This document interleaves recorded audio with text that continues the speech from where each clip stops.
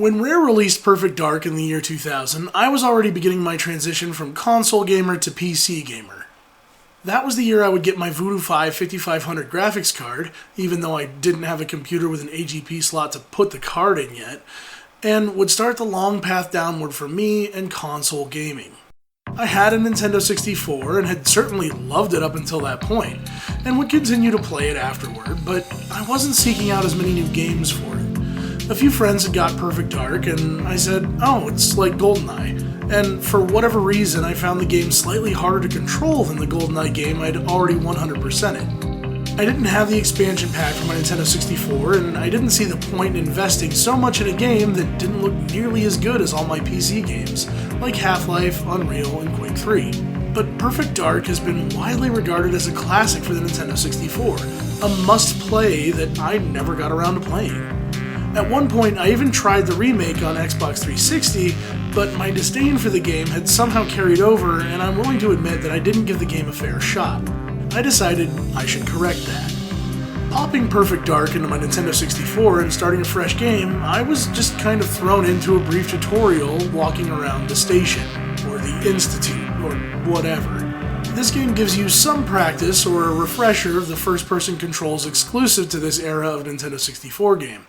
Once I familiarized myself with everything, I wandered around for a while and came back to find some more settings. Hey, 16:9 resolution, how about that? Yes, it requires the expansion pack to have these higher quality graphics on, and I will admit that the game does not only look better, but does play a little bit more smoothly than GoldenEye did, since Perfect Dark can utilize the added memory of the expansion pack. Don't get me wrong though, the game definitely still suffers from slowdowns, and I think the developers may have overestimated the power of the memory expansion, because they can sometimes throw way too many enemies at you at once, bringing the game to a crawl. But for the most part, I don't have to spend as much time staring at the floor to get a respectable frame rate like I did in GoldenEye 007. The character models and graphics are practically and probably 100% identical to GoldenEye. And one of the first faces I saw in the tutorial was a familiar one that I know I had seen in GoldenEye. The models may or may not have a few extra polygons, I'm not really sure, but for the most part, the enhanced memory was used to provide more detailed textures. Walls, floors, and even some of the furniture in the environments, everything just has a much more grounded in reality feeling this time around. And maybe it's lessons learned in level design from prior Rare outings, but Perfect Dark's levels definitely don't seem to have the draw distance fog of war issues that most Nintendo 64 titles had at that time. The game's sound library is very similar to that of GoldenEye, but there are some new appearances, and the large variety of sound makes for enjoyable gameplay. Even if you have a favorite weapon you find yourself going back to, you don't generally just drone your brains into mush. The sounds are never an annoyance. The music is more of the excellent style that was found in GoldenEye as well, so the comparisons are bound to happen, but the music is excellent in the background, and while nothing stood out to me as memorable, nothing got too frustrating, even after I got stuck in levels for far longer than I should have. The gameplay is that of a first-person shooter, and the game has objective-based levels.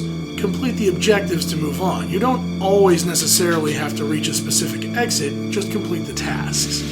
The higher the difficulty, the more tasks you have to complete, and even though I spent way too long in the first couple of levels, once you start to get the hang of how the game works and the fact that your inventory pretty much changes, not just between missions, but also in each phase of a mission, then things start to make a little more sense, as you have to use various spy gadgets to complete objectives as you work your way through each level. Each mission begins with a new cutscene. The first one in the game starts like this.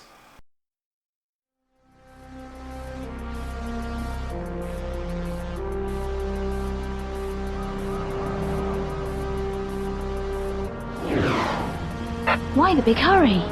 If Dr. Carroll is not extracted tonight, Datadyne will put him through mind conditioning, and we'll lose our best chance of finding out what Datadyne are up to. Are they all expendable? Don't joke. You have to be careful, Joanna. Code keys will only operate while the owner is alive. If you kill them, the key is useless. Armed guards are a different matter, of course. What's the target location? Work your way down the building to the ground level. Dr. Carroll will be in a research lab somewhere in the underground facility. How will I recognize him? We don't have an image record, and we can't find any official files. All we have is the name. Good luck, Perfect Dark.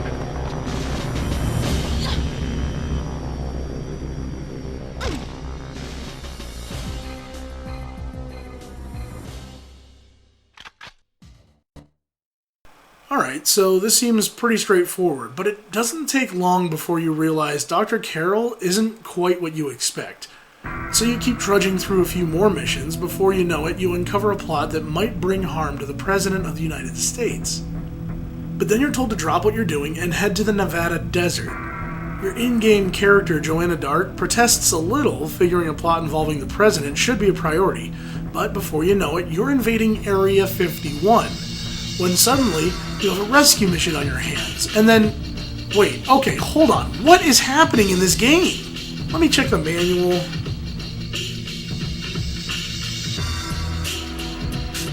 Since the dawn of man, our planet has been watched. The reasons for this interest differ from race to race. Some merely wish to observe until humanity has evolved to a point where they can introduce themselves without sparking mass panic, while the motives of others are considerably less benign. Not all humans are oblivious to the watchers above and among us. Daniel Carrington, head of the elite Carrington Institute, suspects that rapid technological developments at Datadyne HQ are the result of the corporation taking a dark path to first contact, a path which apparently branches through major government agencies. Whether or not his suspicions are justified, it is clear that events are rushing to a head. People are being abducted, animals mutilated. Someone amongst the stars desperately wants something they believe us to have, and Carrington suspects that the grand plan penetrates far deeper than the recent surface incidents. Using all means available, the Institute has resolved to find out exactly what is going on before it's too late. Only recently has it been offered its first real lead into the conspiracy. Urgent messages from one Dr. Carroll, located deep within the heart of Datadyne operations, requesting extraction from the company before alleged threats on his life are actually carried out. Cue freshly qualified agent Joanna Dark, codenamed Perfect Dark thanks to her unprecedented achievements in training. Her first real assignment could hardly be of more importance: infiltrate the Datadyne skyscraper, locate Dr. Carroll, and bring him back to the Institute, undetected and unharmed. With events at Datadyne shrouded in mystery, yet moving so fast, whatever knowledge Dr. Carroll possesses could ultimately decide the fate of the human race. Okay, wow. I thought I was a badass secret agent chick, sort of akin to James Bond, as if this game didn't have enough similarities to GoldenEye. But I went in expecting an international super spy thriller, and what I ended up with was some crazy science fiction. The game does nothing in the early levels to even prepare you for the idea of finding alien life. That plot might unfold somewhere in the later levels, but the game is a jumbled mess of random tasks that leaves even the game's protagonist confused at points. This is definitely a case where reading the instruction manual at least gives you some background and some table dressing, as they say. It also makes the whole game a lot bigger than Rescue the President, but in fact, it puts in your hands the fate of the entire human race. No pressure. I'm starting to see why people love this game, but it definitely throws a few curveballs at you. But I barely scratched the surface. Why are these aliens here? What does happen to the President? And what does Secret Agent Joanna have to do with the fate of humanity? While the game may not be perfect, you'll have to play it yourself so that you won't be in the dark about our story so far.